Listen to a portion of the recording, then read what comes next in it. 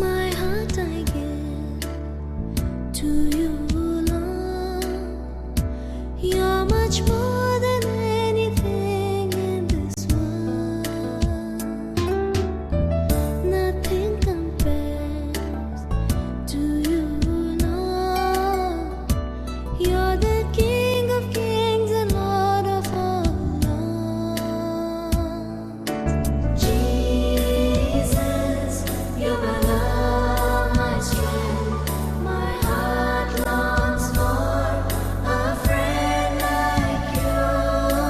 Jesus, you're my love, my strength. My heart longs for a friend like you. My heart I give to you, Lord. You're much more than anything in this world. Nothing compares to you, Lord.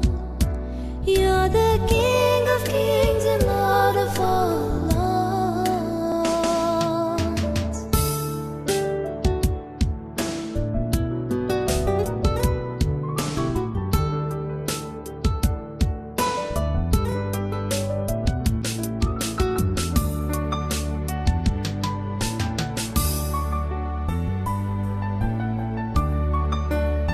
प्रियो परमेश्वर हुआ के बुलावत हमें चंगाई देवे खातिर मरकुस 10 अध्याय।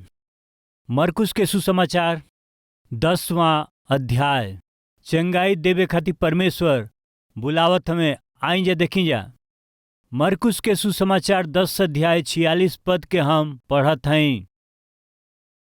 ऊ यरीहो में अइले और जब ऊ और उनकर चेला लोग और एगो बड़ा भीड़ एरिहो से निकलत रहे तब तिमाई के पुत्र बरतिमाई एगो अंधा भिखारी सड़क के किनारे बैठल रहला।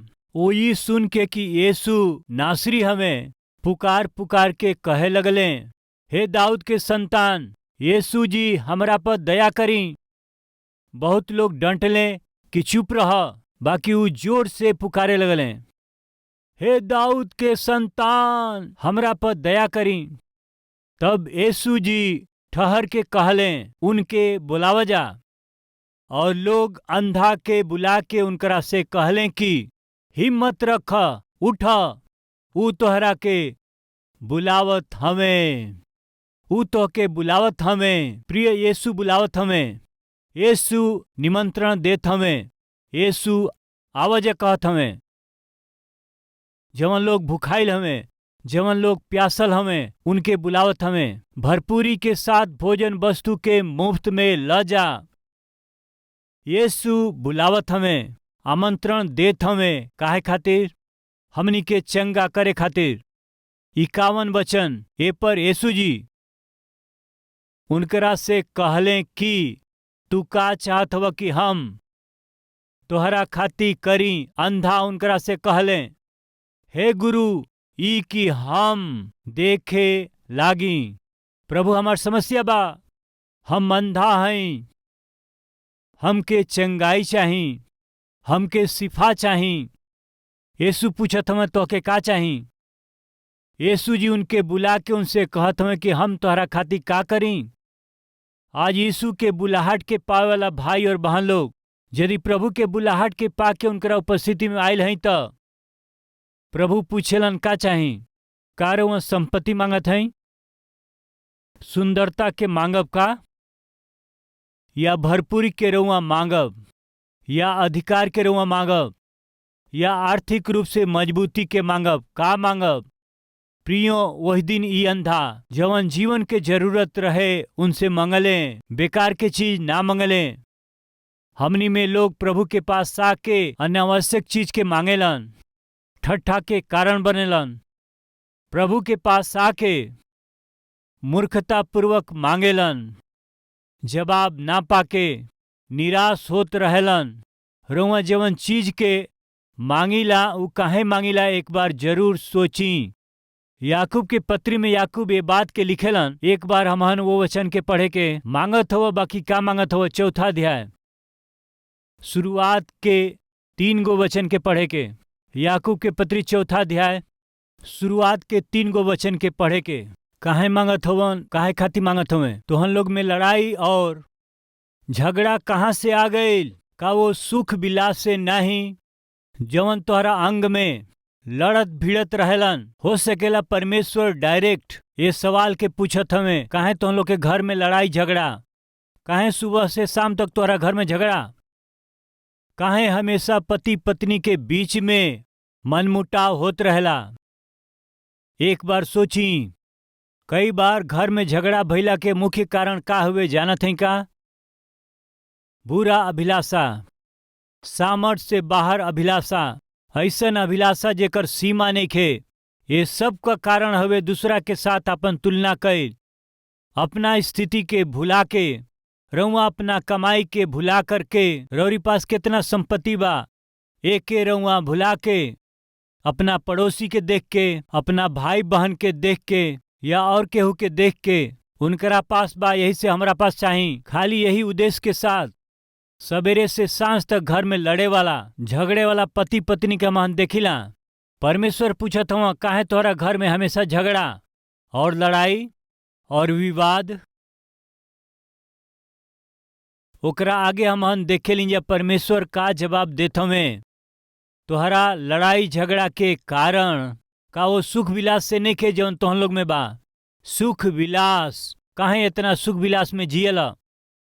सुख अलग है, विलास अलग है। विलास यानी जौन बिना मेहनत के ही अनुभव कल चाहत हमें, ओके विलास कहल जाला। सामान्यतः एगो पद हवे सुख विलास। सुख यानी जौन मेहनत रउआ करीला ओकर अनुभव कईल ही सुख हवे। विलास या भोग के अर्थ होखेला जौन बिना मेहनत के अनुभव करे के कोशिश करेलन, उहे भोग ह। ये दिनन में बिना मेहनत के अनुभव करे वाला और चाहे वाला दिन प्रतिदिन बढ़त हमें। सुख विलास खातिर अपना आप के दे देत हमें। पति मेहनत ना करत हमें, बाकी उनके धन चाही। पत्नी मेहनत ना करत हई, बाकी उनकर सगरी इच्छा पूरा होखे के चाही। बच्चा पढ़त ना हमें, माता पिता के बात नइखन मानत, उपयोगी ना बनेलन, बाकी जवन उ मंगी है उनके देवे के चाही। ना देवे से परिणाम का हुई? लड़ाई झगड़ा, संघर्ष, मनमुटाव, शोर मचावल। परमेश्वर कहत हमें, तोहरा घर में ही काहे लड़ाई झगड़ा? सुख विलास के कारण। काहे संघर्ष, लड़ाई और झगड़ा, बुरा अभिलाषा के कारण। तू आशा करत हो बाकी तोहरा के मिलत ना हुए। हाँ, अपना हैसियत से अधिक मांगल, जवन जरूरत ने के ओके मांगल, दूसरा के देख के उनसे तुलना करके। यदि परमेश्वर के पास आके रउआ मांगब त ऊ रउआ के ना मिली। तू मांगेला बाकी तोहरा के ना मिलेला, तोहार मन ठीक ना हुए। सुनत हई भाई बहन हमनी के बीच में केहू बाटे का? परमेश्वर के पास आके रउआ प्रार्थना करीला बाकी प्रार्थना के जवाब रउआ के नइखे मिलत, त एकर एगो कारण बा मन ठीक नइखे।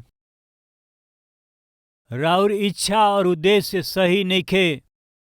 जवन मांगत हई ओकर वास्तव में रउआ के जरूरत नइखे, यही से ऊ रउआ के नइखे मिलत। कहत हमें तोहन लोग हत्या करेला जा, और का करेला? डाह करेला, और कुछ तोहके ना मिलेला। सगरी पाप में काम करेला, बाकी रउआ जेकरा के सोचली ओके कमा ना पाइला, हासिल ना करीला। बहुत से लोग सोचत हमें कि ईमानदारी और खराई से ना कमा पाइब त गलत कमाई करे के, गलत कदम बढ़ावे के, अधर्म से कमाए के, ऐसन सोच के साथ बहुत से लोग गलत काम करत हमें। ऐसन लोग कमात हमें सोचत हमें बाकी ओकर अनुभव बिल्कुल उ लोग ना कर पहिन जा। तो तोहन लोग झगड़ा और लड़ाई करे ल जा, तोहन लोग के यही से ना मिलेला कि मांगे ल जा नाही। हमन में कुछ लोग जीवन पावे के उ आशा करत हमें ओके परमेश्वर पर ना होके वो अपना शक्ति पे निर्भर होके, बुद्धिमानी और ज्ञान पर निर्भर होकर के और अपना कोशिश पे निर्भर होके पावल चाहेलन। बाकी कुछ लोग मांगत हमें नहीं भाई, हम गलत रास्ता से नहीं कमाई चाहत, हम प्रभु से मांगत हई फिर भी प्रभु नेखन दे। प्रभु काहे न दिलन बताओ हमें। तोहन लोग मांगेला और पावेला नहीं, काहे कि तोहन लोग बुरा इच्छा से मांगत हो जा ताकि अपना सुख विलास में उड़ा दें। रउआ जौन परमेश्वर से मांगिला ओकरा कौना मन से मांगत हई परमेश्वर देखत हमें। प्रिय लोग, वही दिन एगो अंधा भिखारी प्रभु के पास लियावल गईले। कारण का रहे कि प्रभु उनके बुलौले। चेला अंधा के पास आके कहले कि उ तो के बुलावत हमें। वो कितना जल्दी उठने जानत हई। वो तुरंत उठ करके अपना गंदा कपड़ा के ऊ फेंक करके यीशु के पास अइले, जे उनकरा समस्या के दूर कर सकेलन, उनकरा के रोशनी दे सकेलन, जे चंगाई दे सकेला। यीशु के पास आ गए। प्रिय, आवे से पहले एगो ऊ अच्छा काम कैले के मत भुलाई। वो अपना गंदा कपड़ा के फेंक दिहले। रउआ के यीशु के पास आवे के बा, रउआ के अपना गंदा स्वभाव के छोड़े के बा, गंदा काम के छोड़े के बाटे। यीशु के पास आवे के बाद पाप के वो काम के रउआ के छोड़े के बाटे। हम यीशु के पास जात हई। अब तक एगो भिखारी के जीवन बितौली, लोगन के दया पर हम निर्भर होके जियली। हम पवित्र परमेश्वर के पास जात हई। अब हमके ये गंदा कपड़ा से का काम बा। अब हमके भीख मंगला के जरूरत ना ह। अब हमके पुराना जीवन के जिए के आवश्यकता ना ह। यीशु हमके नया जीवन के देवे जात हवा। उनके विश्वास रहे, यही से वो अपना गंदा कपड़ा के फेंक के तुरंत यीशु के पास अइले। रउआ पुराना और गंदा के जियत समय यदि रउआ यीशु से आश्चर्य कर्म के अपेक्षा करत हई त ई राउर गलत सोच हवे। परमेश्वर कहत हमें तू हत्या करेला, डाह करेला जा और अपना सुख विलास खातिर मांगेला, यही से तो लोग के ना मिलेला। पाप में काम करे वाला व्यक्ति पवित्र परमेश्वर के पास आके मंगला से का फायदा बताई। हमनी में से कुछ लोग ऐसने लोग हमें, यदि रउआ पाप में काम करके, पाप में आदत में रउआ डूब करके अपना जरूरत के परमेश्वर से मंगला से या रोवला से रउआ के जवाब ना मिली। प्रभु साफ कहत हमें तोहन लोग लड़ाई और झगड़ा करेला, तोहन लोग के यही से ना मिलेला कि ना मांगेला। तोहन लोग मांगेला और ना पावेला, काहे कि बुरा इच्छा से तोहन लोग मांगेला ताकि अपना सुख विलास में उड़ा दो। हे भी बिचारी लोग, का तोहन लोग ना जाने लो कि दुनिया से दोस्ती कैल परमेश्वर से बैर कैल ह। अतः जे संसार के मित्र होखल चाहत ह वो अपना आप के परमेश्वर के बैरी बना देलन। हमारा पास आवेला, हमारा से मांगेला और ऊपर से संसारिक जीवन जी के संसार से दोस्ती करत हवा और पाप में लोगन से मित्रता करत हवा और संसारिक जीवन जियत हवा और हमरा पास आके भक्त भइला के नाटक करत हवा। एकर तो के कोनो फायदा ना ह। आज रउआ प्रार्थना में सहभागी बानी या ये वचन के रउआ सुनत हई त प्रिय भाई बहन, हम पूछत हई, प्रभु के उपस्थिति में जब आइला गंदा कपड़ा के फेंकिला? प्रभु के उपस्थिति में जब रउआ आइला त का रउआ पुराना जीवन के छोड़त हई या पाप में जीवन बितावत, गंदा जीवन के जियत, संसार के अभिलाषा में जियत समय परमेश्वर के पास आके जैसे कुछ ना जानेला, ऐसे रउआ के जवन चाही उ मांगे के कोशिश रउआ करीला, रउआ के निराश और हताश होके के पड़ी। यीशु जी उनसे कहले, तू का चाहत हउआ कि हम तोहरा खातिर करी? उ अपना जरूरत के मंगले। अपना जीवन के सबसे महत्वपूर्ण जरूरत के ऊ मंगले रहले। का चाहत हुआ तू? ऊ कहले, प्रभु आज हमार सबसे महत्वपूर्ण जरूरत बा, हमार दृष्टि, हमरा के दृष्टि दे दें। उनकरा महत्वपूर्ण जरूरत के ही वही दिन प्रभु पूरा कर दिहले। प्रिय भाई और बहन, रउआ जब प्रभु के उपस्थिति में आइला त अपना जरूरत के रउआ बताई, अपना अभिलाषा के ना।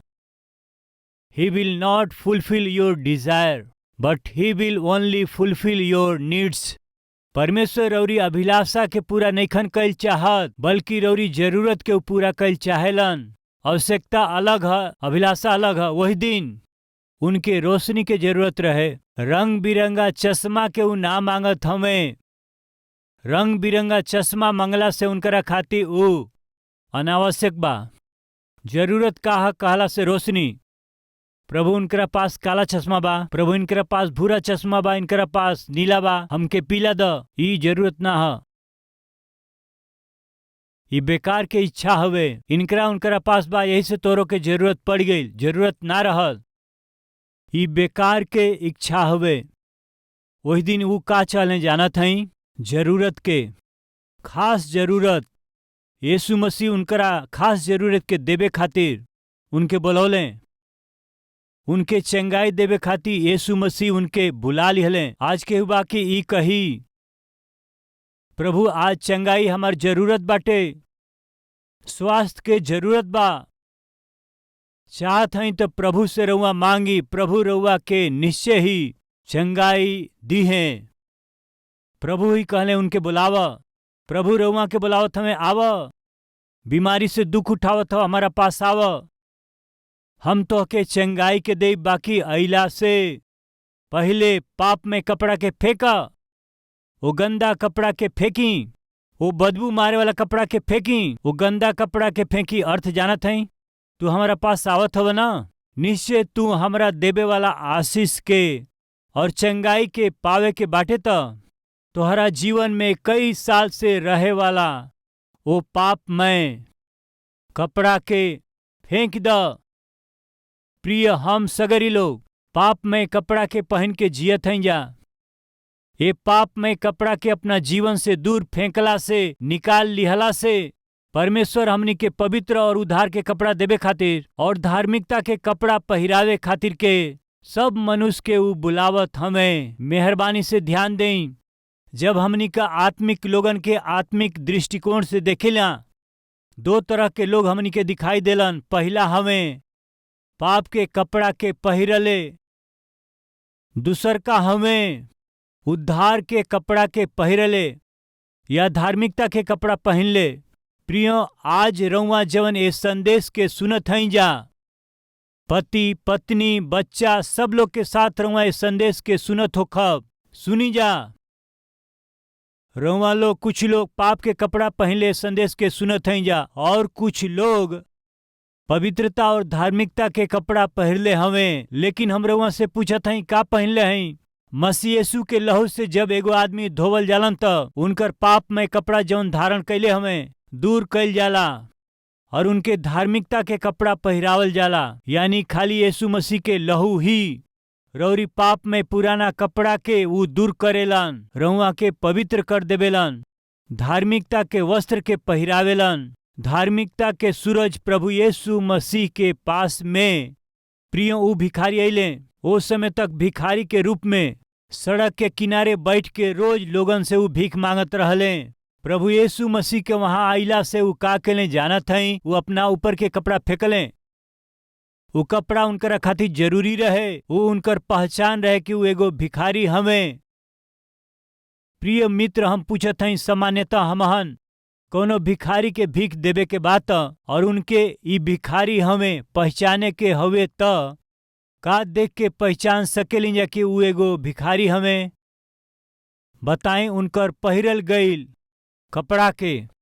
प्रियो, एक दिन एगो आदमी कार में जात रहले। वही से में एगो भिखारी वहां आके, बाबूजी हमके खाए के कुछ दे दें, हम बहुत ही भूखाइल हई, हम गरीब हई, भूख से हम तड़पत हई, भिक्षा दे दें, दान दे दें।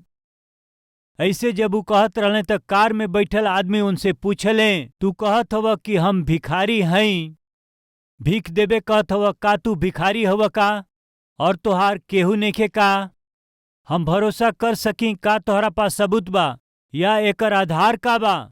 ऐसे पूछला से ऊ कहले कि एक बेर हमके देखला से पता चल जाई। का कहले ऊ? एक बार देखला से पता चलेला, हमार कपड़ा देखी, हमार हालत देखी, हमके देख के समझ में आ जाई कि हम एगो भिखारी हई। प्रिय रउआ प्रभु के पास आके, प्रभु हमके पवित्र बना दे, प्रभु हमके धर्मी बना दे, प्रभु हमके रौरी सगरी आशीष के देई है प्रभु। हम गरीब हई, हम कंगाल हई। ऐसे कहला से प्रभु रउआ से कही है, तू कहत हव कि हम गरीब हई, कंगाल हई, एकर साबुत का बा? हमके देखला से पता चली पिता, एक बार हमारा के देखी। जी हाँ, परमेश्वर हमारा के देख लियन तो बस पता चल जाए कि हम गरीब हई, हम कंगाल हई। हमहन ऊपर से धनवान दिखाई देत हई, बाकी नीचे से आत्मिकता में और आत्मिक संपत्ति में, शांति और आनंद के विषय में हमहन दरिद्र हई जा और कंगाल हई जा। आई देखी जा प्रकाशित वाक्य 3 अध्याय 17 पद से।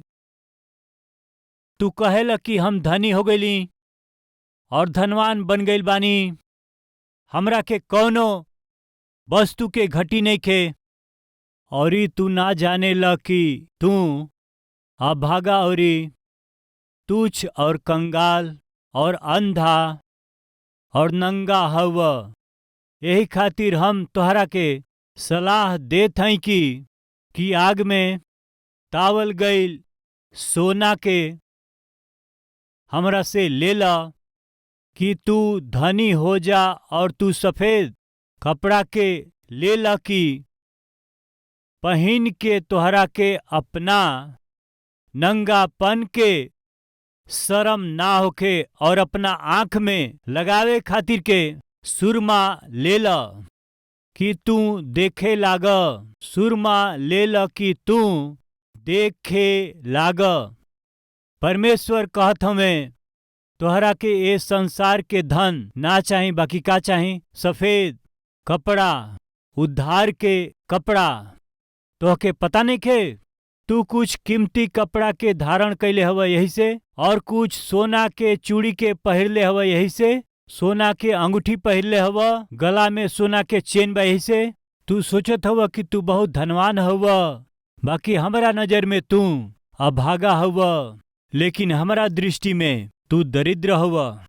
बाकी हमारा दृष्टि में तू नंगा हवा, बाकी हमारा नजर में तू तुच्छ हवा, बाकी तू भ्रमित जीवन जियत हवा। सोचत हवा कोनो कमी नहीं खे, हमारा जैसे केहू नहीं खे। बाकी परमेश्वर कहत में, हम तो के मुंह से उगले पर हई, हमारा पास आव, हम तो के कपड़ा दे। कौन कपड़ा प्रिय लोग जानत हई?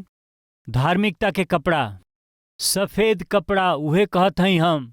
आज ये वचन के सुने वालन में पाप में वस्त्र के धारण कई लोग हमें, और उद्धार के कपड़ा पहिरन लोग हमें। बाकी रउआ के हई? एक बार सोची प्रिय, वही दिन वो भिखारी सड़क के किनारे भीख मांगत रहले। यीशु ए मार्ग से जात में जब मालूम भइल तब वो पुकारले, यीशु दाऊद के संतान, हमरा पर दया करी, विनती कैले। यीशु जी उनके बुलौले, इधर आव। जब वो यीशु के पास आवत रहले तो का कैले जानत हैं? ऊपर के कपड़ा के, वो मैला कपड़ा के वो फेंक दिहले, दोबारा ओकरा पास ना गईले। प्रिय भाई फेंक देई, प्रिय बहन फेंक देई। जौना पाप में कपड़ा के रुआ ओढ़ले हई, वो पाप में कपड़ा के रुआ फेंक देई। जौना पाप के शरण में रुआ जियत हई, ओके रुआ अपना जीवन से दूर कर देई।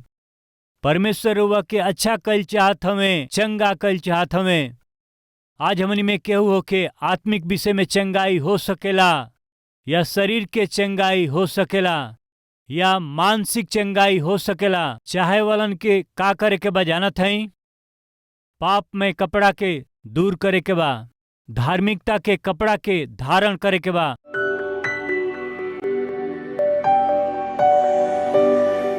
महान पवित्र प्रेमी पिता परमेश्वर सीधा और साफ रउआ बात कैले हई।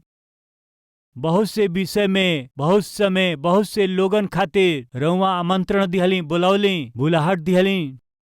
कब कब के बुलौली और बुलाहट के दिहली, आमंत्रण देले हई। बहुत ही सीधा और साफ हमन के बतावे खातिर और धन्यवाद करत हई। हे पिता, रउआ हर एक जना के बुलावत हई। पिता, जे भुखाइल ह, जे प्यासल बाटे, और जवन लोग अकेला हो गइल बा, जे बीमार बाटे, वो सब के आमंत्रण देत हई, आवा जा। और चंगाई पाल। आवजा समृद्धि के पाल जा। जेके जेके जवन बुलाहट दिले हैं पिता ऊ ओ बुलाहट के पाके आज से रौरी आमंत्रण के पाके हे पिता रौरी इच्छा के अनुसार जी सके अनुग्रह करी। हमन के काम के हमनी के कोशिश के और यात्रा के रुआ आशीष दें पिता। हमन के देश के हर एक राज्य के रुआ हर प्रकार के विपत्ति से और संकट से रक्षा करके सुरक्षा दें। कलीसिया जागृत हो सके और हर एक विश्वासी जन आत्मा और सच्चाई से आराधना कर सके मदद करी। यीशु के नाम से मांगत हैं पिताजी, आमीन।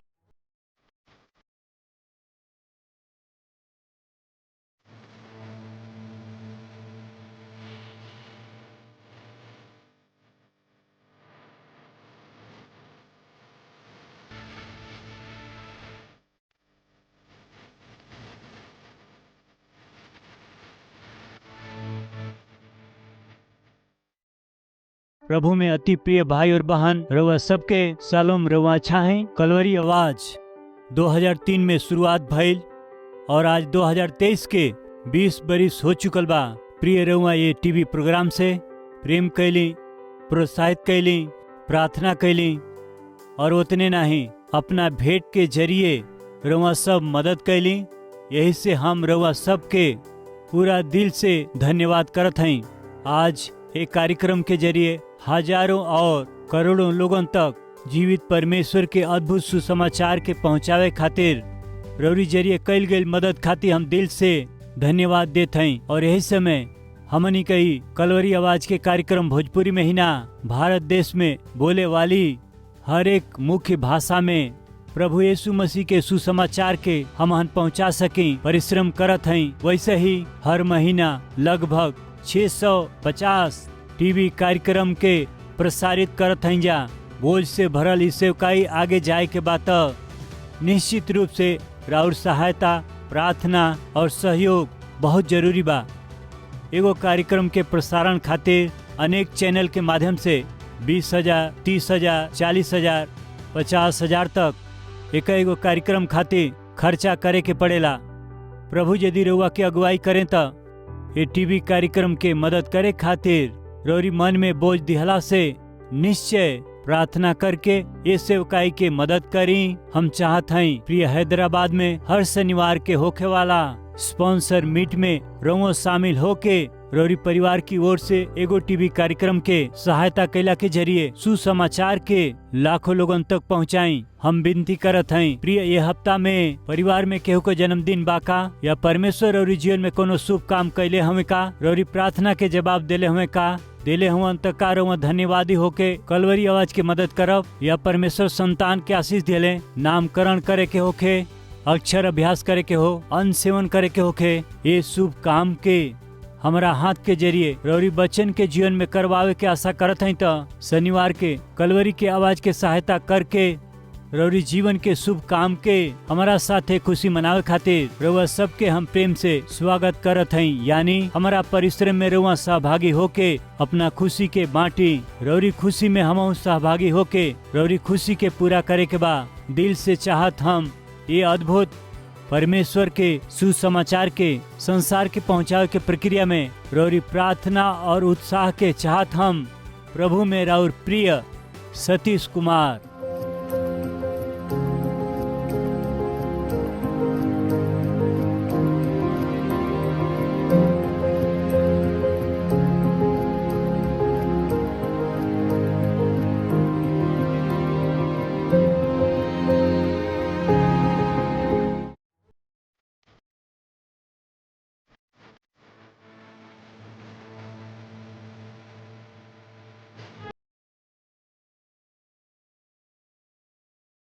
हमार पता बा Calvary post box number 30 Kukatpally Hyderabad 72